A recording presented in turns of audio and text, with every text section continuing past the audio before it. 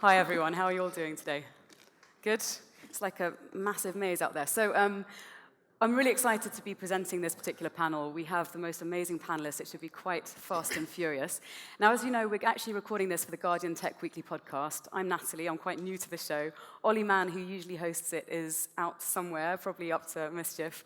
And so what I'd like to do is just do a quick intro for the listeners at home, because I'm going to have to describe things for them to be able to hear what you guys will be seeing. And then we're going to dive in with some questions for about half an hour. And then at the end, there'll be about 10 minutes for you to do some Q&A if you're up for that. So if you've got any burning questions throughout the presentation and the panel, jot it down and then let us know at the end. Does that sound all right? Yes? Nods? Okay, so we are today going to be talking about empathy and about what it means at the heart of what it is to be human. So our ability to feel other people's pain and suffering and joy and surprise. And there's a huge amount of research that's come out in the last few years suggesting that technology is already affecting us in terms of our emotional lives, our psychological lives, our relationships, and our cognition. And in turn, our mental well-being as well. So, given that we're connected more than ever before to each other through technology and that much of our interactions have become mediated by technology, I want to start looking at what it means to be, as Sherry Turkle would say, alone together. Is this something that we're really facing? And what would happen if machines started being able to understand us and to mind read? So, joining me today, we've heard already, is Rana el Kaliouby from Activa, Oren Frank of Talkspace, and Ebbe Altberg of Linden Labs. So I'm going to start with Oren. So, can you tell me a little bit about Talkspace and messaging through therapy? Does it work? It works for me, as you can see. I think I want to give some context to artificial empathy or artificial intelligence, which is why. Why are we talking about that? Beyond the curiosity, and it makes for an interesting panel, there are about 1 billion to 1.5 billion people around the world that suffer from mental health issue every year. The reason we're talking about this because basically it's a global disgrace.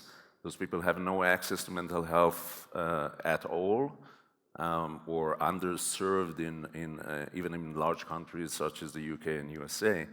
And the context is we're trying to find ways to democratize therapy, to make it, or to democratize help, and make it available and accessible and affordable for everyone.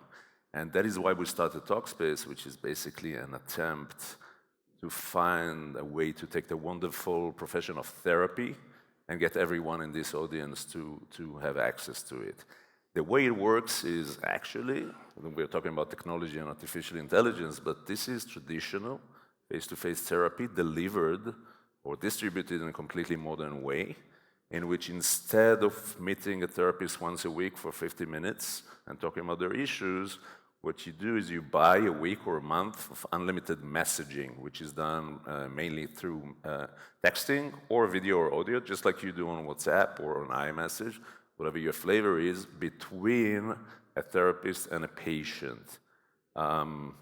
Basically, taking the same technology that destroys a relationship, as Sherry Turkle would say, turning relationships into connections, and using it to establish a singular, meaningful, helpful relationship with a professional therapist. Does it work? It works exactly in terms of efficacy and efficiency. The efficacy is exactly the same as traditional face-to-face therapy, which has been proven to be effective for over 50 years now with multiple research. We're doing 2 major researches with Columbia University and with Duke University. And since we are a fully digital platform, all the data about efficacy exists for every patient, every day, anytime.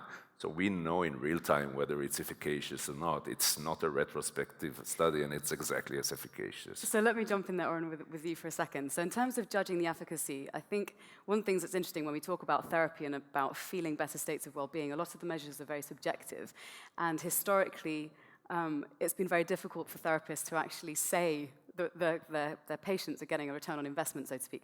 What are some of the measures by which you can assess that something is being effective?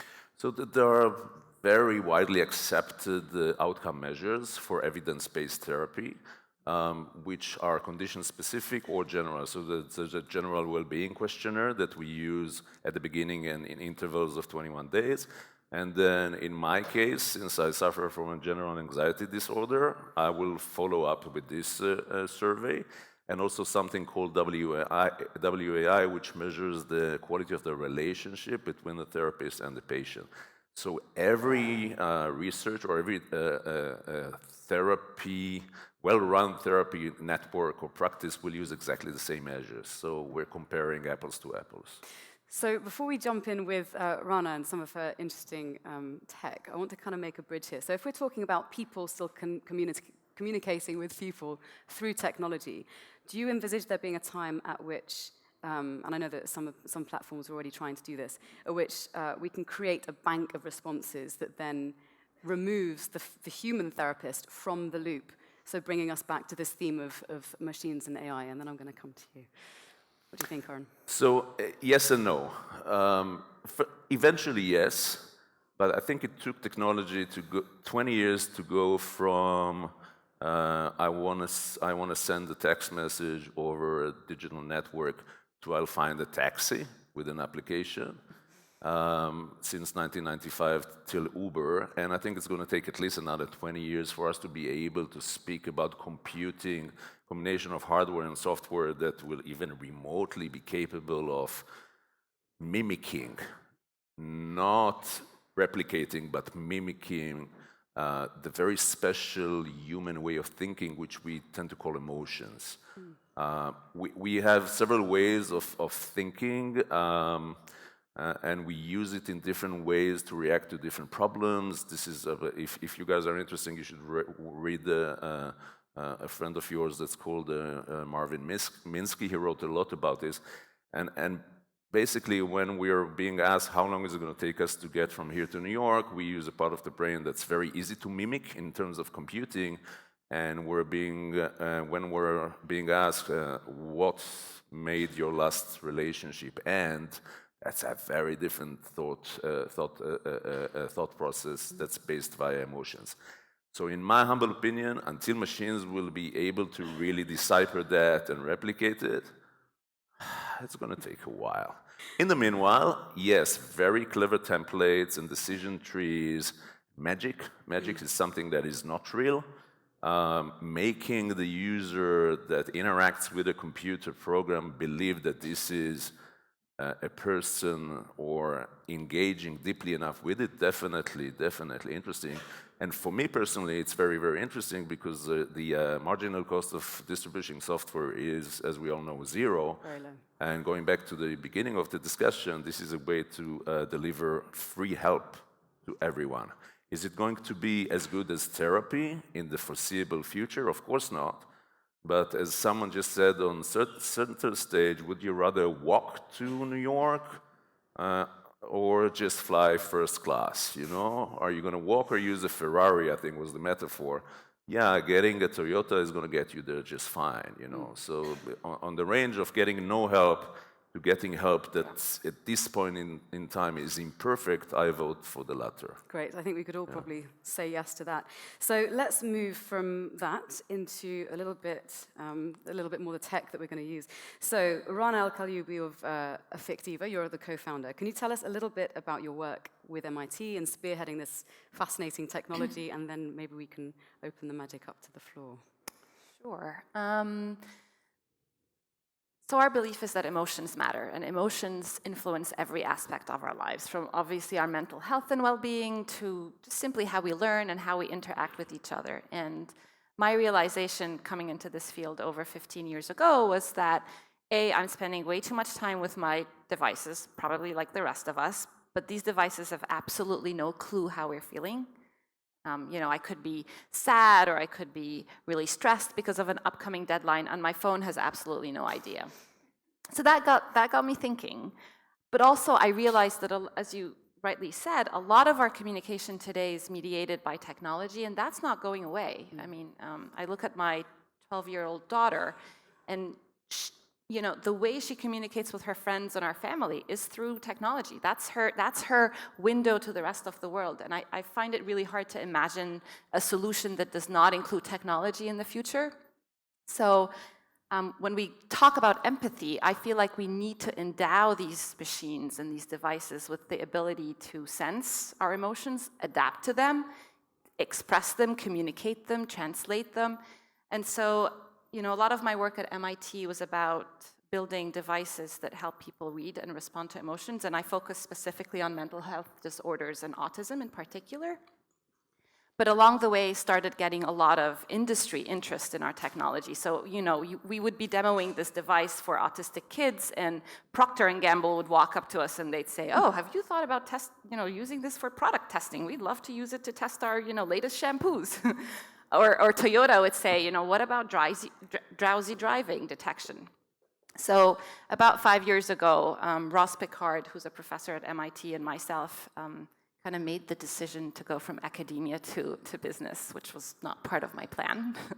And it's just been a fascinating journey, bringing the technology we've developed mostly for academic purposes into the world. And I think the best way to demo it is to just do a live demonstration of how this works. All right, so for everyone who is in the room with us now, we're going to grab a volunteer. For everyone listening on the podcast, I'm going to describe alongside Rana what's actually happening so that they can hear this. Do you want to pick someone? Who wants to have a go on this facial cognition? Right, hey, we have a volunteer, awesome. Lady shot her hand up in the second row. Come on Would you over. like to come up to the stage? And I'm not recording any data, just so you know. So all I have here for also the people who are dialed in. Oh, yeah, she is recording. I'm not. But basically what we have here is an iPad, and I'm going to ask you to hold it. And Pamela? Okay. So as you can see, the algorithm has locked onto Pam's facial, face. So you see the bounding box and the main feature points on your face. So the little dots identify your eyes, your nose, your eyebrows, and then it translates all the different movements you make with your face to a number of facial expressions. So let's see if that's So right now she's scowling at the iPad. This makes it very entertaining watching. So that's a great smile. That's actually a very spontaneous smile, and it's at 100%, right? And then let's see if you can smirk. So we couldn't get Nathalie to smirk this morning. Oh, that's a good smirk. Good. Yep. How about looking surprised? Rana, can you just talk through what the little figures are, the numbers on the screen? Yeah, so as Pam expresses each of these different facial expressions, the algorithm is mapping all the different shapes and texture changes on her face to an emotional state. So for example, surprise or disgust or joy. And you can see that happen in real time. So for example, if you look like you're surprised. That's a very big... That wasn't good. Not really. I knew it was coming because you were pointing. Okay, let's try disgust. Like, give me your best disgust face. Yeah, but just look at the camera.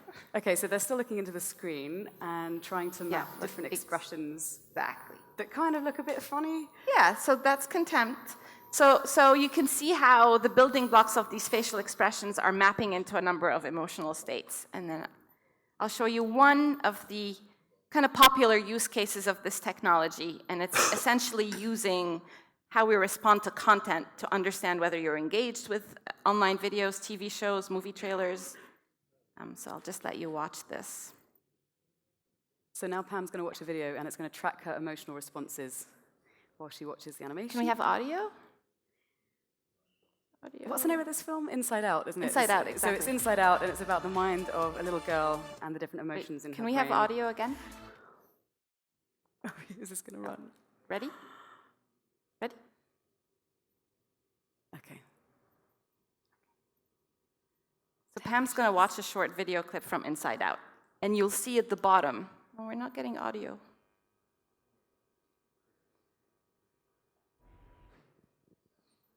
So we're just waiting on the tech to work out with the video.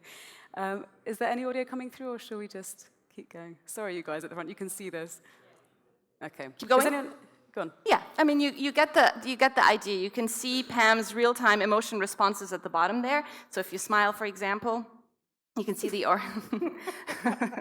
you can see the orange, you can see the purple track go up, and then, it's responding, or it's detecting her expressions in real time. And the idea is that we can do this remotely for any number of people just using your mobile device. You don't need to install anything.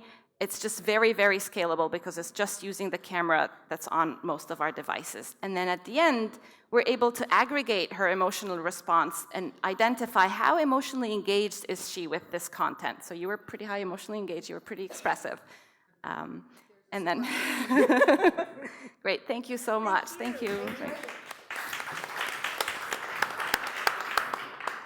Great, so what we just saw was that actually we can use pretty much any webcam alongside this software that can then track people's expressions in response to any kind of stimuli that they're being exposed to, whether that's sound or something visual like a video. Now, when we talk about the kind of emotional tracking that we're doing here, you've got to also then talk about the data that comes off the back of it, so the data points. Right. Can you talk to us maybe, two things I really want to touch on, about the cultural gender differences, maybe online, offline differences you might find in people, and then also the second point I'd like to come to, Rana, is the privacy issue about what happens to that data. Absolutely. I'll start with the privacy because it is very important to us as a company. Everything we've done so far is on an opt-in and consent basis. So people know that the camera is going to turn on and collect all this data. A lot of the work we do, the processing happens on the device, so the videos don't leave the device. And if we are going to collect the actual face videos, we're pretty clear about that. We're pretty upfront.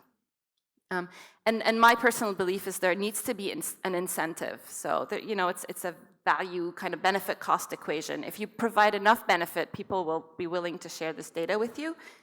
In our experience, there's kind of two classes of benefits that we've seen so far. One is just incentivizing through pay. So, we recruit panelists who are going to watch this content and share their emotions. We pay them for that. The pay could be cash or even rewards, like, you're playing a game and, we're going to give you extra rewards to buy this, I don't know, treasure or whatever. And that's worked pretty well for us. The other cluster of feedback is more about how you as a person are doing emotionally and mentally. So we're integrated with a mindfulness app, for example, and it gives you data about your own mood. So I see a lot of value in that, and I think we'll see more and more of these types of applications. From a data perspective, we've collected 3.5 million face responses across 75 countries around the world, which for me is just fascinating because I've never had, nobody's had access to this type of data before. And we've started looking at gender differences. So for example, and that was kind of one of the key questions I had. So we found out that, I guess not surprisingly, women are way more expressive than men. But these differences are very cultural dependent. So in the US, women smile 40% more than men on average. In France and Germany, it's only 25% more. And in the UK, and I have to check Ireland as well, but in the UK, there's no significant difference between men and women. Gender parity. Go figure. We don't have an explanation, so if anybody has theories, please come talk to me. It's the weather. So what are some of the risks of this data being misused? There's definitely some risks. So for example, we get approached by, a lot of people in the security space who want to, leverage the cameras that are already all around us to detect, the mood of a crowd. And I feel like, there's ultimately a good cause for why they want to do that, but it blurs the line because we're not asking people's permission. I mean, people are aware that they're being recorded in public spaces, but they don't know that the data is being used in this particular way. So we've stayed away from these kinds of applications. For now. Yeah, for now. We Sorry. have, yeah. Right, so I'm aware of time. So this is all fascinating stuff, and we're going to discuss this more after a word from our sponsors. Is that it? And then you slit it in here. It's very weird doing this for people at home, because you're like, what? What words from the sponsors? No, right, fine. So let's move to the next bit. Thanks for your patience. Right, so Ebbe Altberg, who is the CEO of Linden Lab. And Linden Lab has been involved in creating virtual worlds online with Second Life since 2003. And I'm sure most of us here have heard of Second Life, fascinating platform. And now they're looking to develop a platform with VR, which is very exciting. Can you tell us a bit about what you're working on and about Second Life? Yeah, so Second Life is a very large virtual world where all of the experiences and all the creations and all the communities and everything that occurs in that virtual world is created by the users themselves. We provide a platform, the tools, and a virtual economy or a virtual currency that allows people to transact and buy and sell stuff within the virtual world. Last year, creators of content and experiences and business in Second Life cashed out over $60 million. So a lot of people make a decent amount of money in the virtual world. A lot of people make their living in the virtual world. So, and there's a huge array of different types of uses that we see. Anything from education to health to entertainment to gaming. So almost a full spectrum of things that we do in the physical world. So it's a really interesting kind of view into what we can expect as virtual reality takes off and it becomes an even easier and even more immersive experience of going into a virtual world with VR, where you're not just looking at the world that you're participating in, but you're in the world that you're participating in. So let's dig into that a little bit, because I think what's really interesting when we talk about the people who are the first adopters of this tech and some of the barriers that they faced, and then those who are more incentivized to cross those thresholds to get into that virtual world. What did you find about some of the people who were the early adopters? Why were they going to great extents to be able to get over these initial technological barriers to live in this virtual immersive experience? Well, we find obviously that people that want to create and have either the ability or the will to create virtual content and experiences obviously are attracted to it. But also a lot of people that have issues with the physical world as we know it, whether it's ability to physically function, so physical or mental challenges of various kinds. The fact that they can go into a virtual world where, let's say you have no legs, but in the virtual world you can go skating, dancing, and socializing with friends at the local pub, which might otherwise be difficult in the physical world, or you mentally are not comfortable being in public, or you have various phobias, or just there are all kinds of reasons where people are not comfortable in the physical world, or sometimes not comfortable in their physical persona or their body, and would prefer to express themselves through a different type of identity. So we see a lot of people that explore their true identity through their avatars and discover who they really are. So there's a huge range so a lot of these people obviously would overcome what I would say would be a slightly cumbersome way of, learning how to function in a virtual world, how to navigate about in the virtual world and make friends and businesses and stuff. But as these complexities come down, and as the level of immersion that you can get in a virtual world, especially through virtual reality, and the technologies are just around the corner, it's going to be a much, a broader set of people that will participate.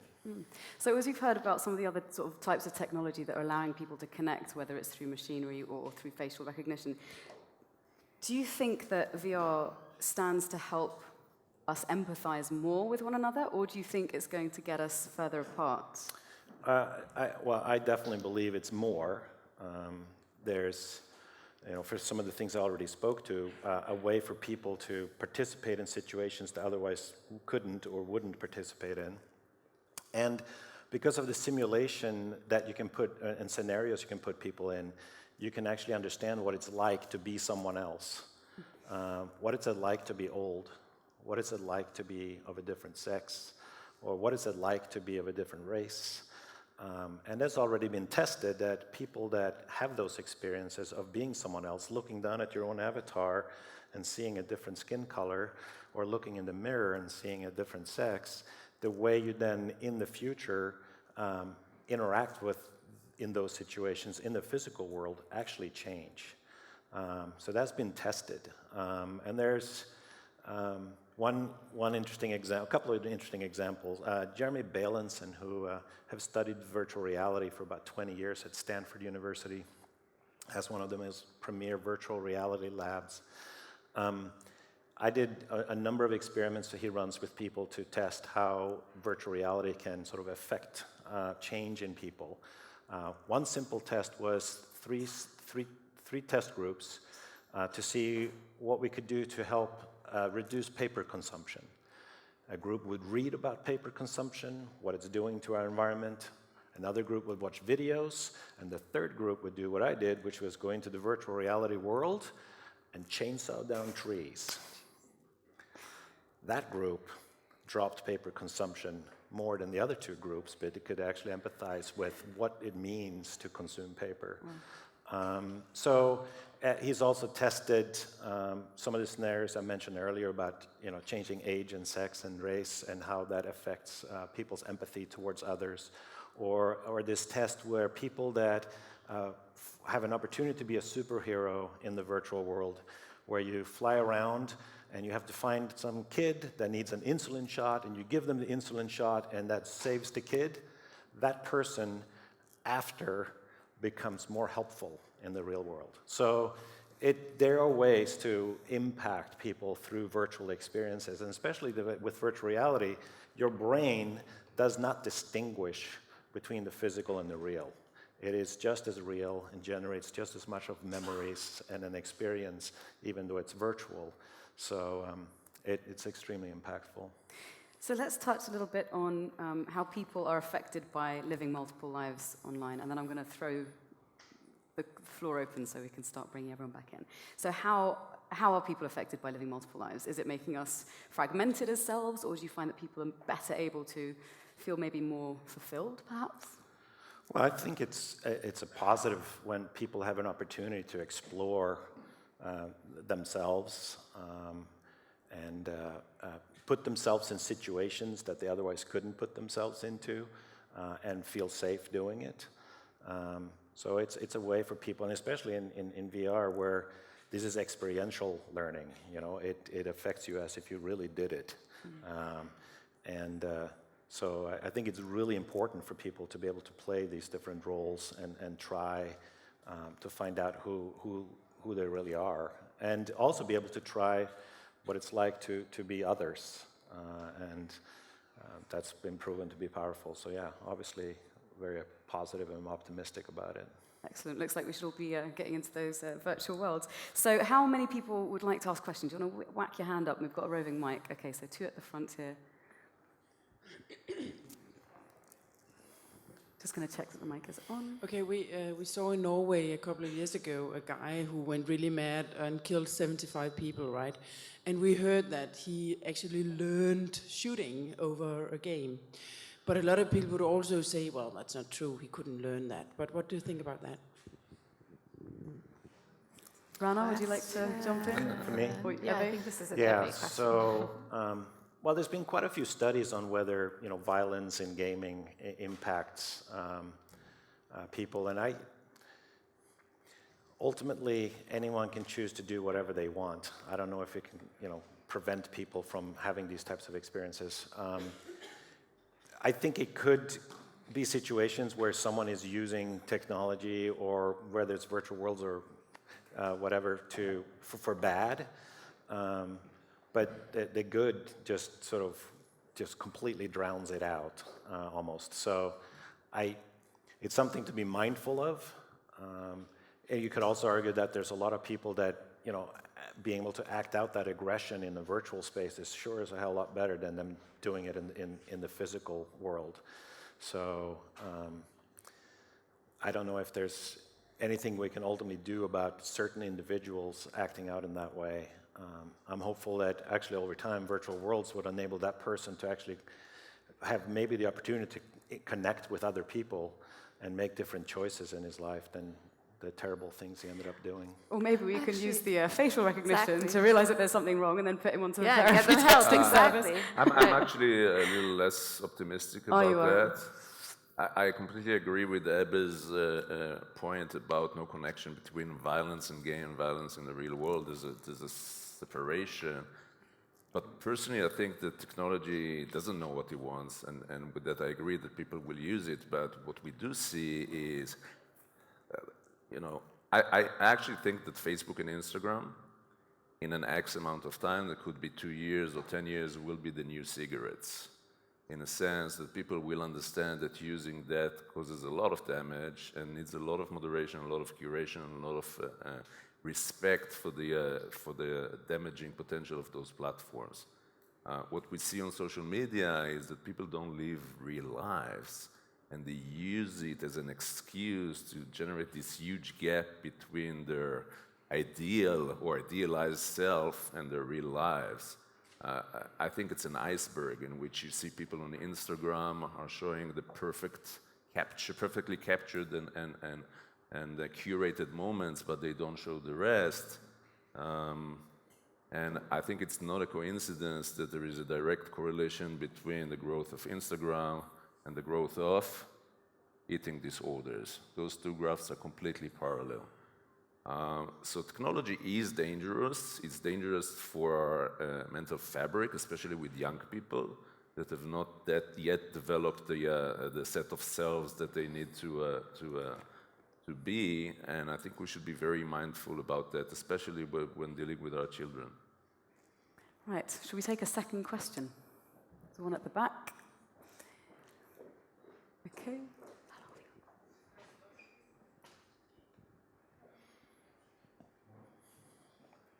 I have a question regarding the measurement of engagement. I heard that you measure the emotions. So I'm wondering if you split the emotions into classes like bad emotion and good emotion, emotions that engage you and that don't engage you, or you use only happiness and sadness for this? Because, for example, surprise can be a good one or a bad one, so could be quite difficult to see which is what. Thank you. Yeah, that's a great question. So one of the main dimensions of emotions is called valence, which is how positive or negative an experience is. And the way we think about it is that some expressions are clearly positive, some expressions are clearly negative, and some are neutral, valence.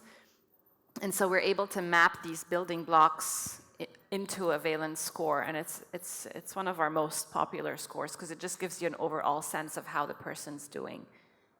We also kind of build a baseline for an individual. Like, I'm a smiley person, by default. So I'll have a higher baseline than maybe, other people who are not as smiley. But if I deviate from that baseline, you can tell that there's something wrong with me. And that kind of personalization is very important. Great, so I'm going to ask a few questions on my own, and I'd like anyone who feels moved to chip in.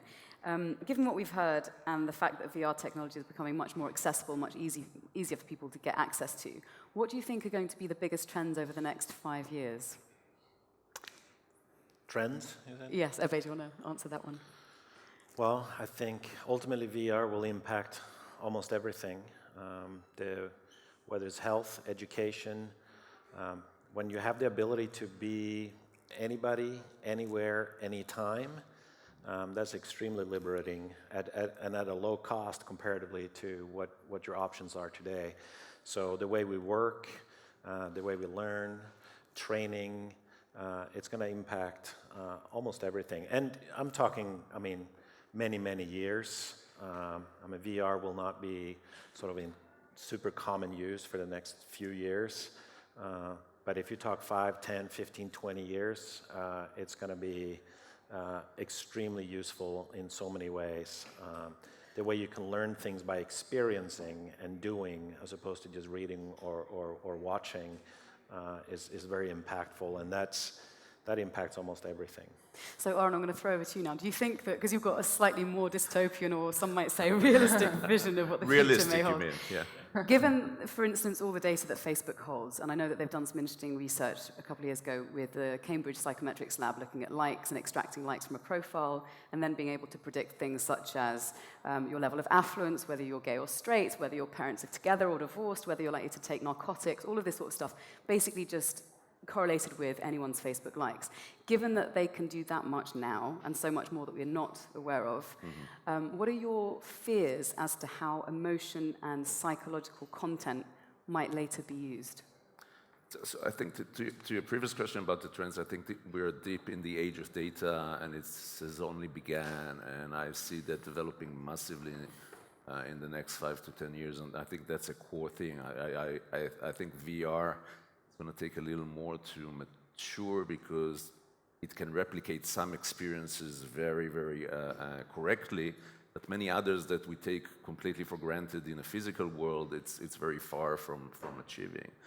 And the aggregation of data it's great. We're doing it. We're using IBM's Watson to match therapists in a much more successful way to patients. And we're working with the main Watson unit to actually suggest therapists what to answer the patient, which is a very preliminary attempt of what we discussed about tools for mental health.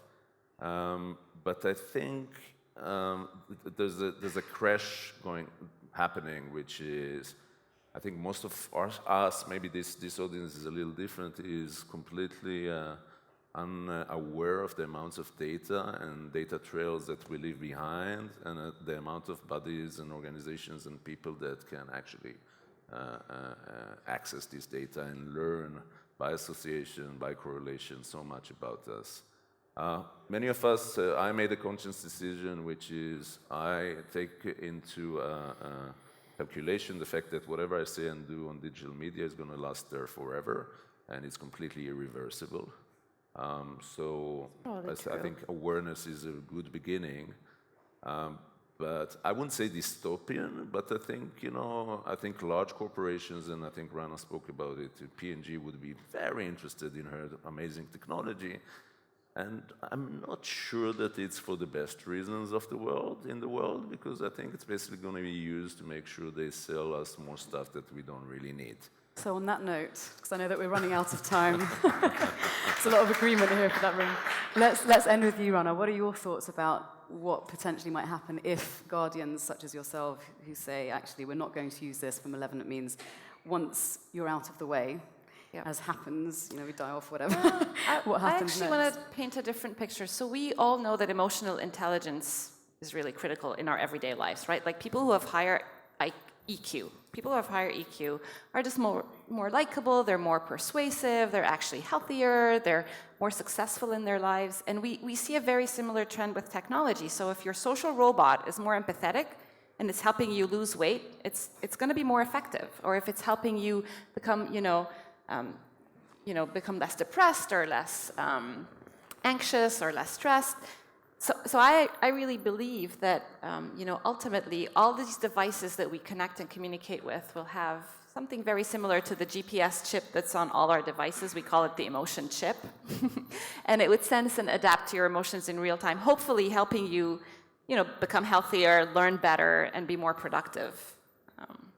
That sounds absolutely awful to me. I don't want to be tracked. I have even like a little bit of paper over all my devices' cameras. God, if only they could read emotions. Right. Well, thank you so much to our panelists. I think that's all the time we have left. If you'd like to tweet to us, you're very welcome to. And I'd just like to say thank you to all our guests. So thank you, Rana el Kaliouby, and also Oren Frank, and also Ebbe Altberg, and of course the Web Summit, and for all of you for asking good questions and for nodding and smiling so encouragingly. I've been Nathalie Nahai, my producer is at the back over there, Alana Chance, and this has been our first Tech Weekly Live at the Summit. So thank you all for being part of it. Thanks for listening.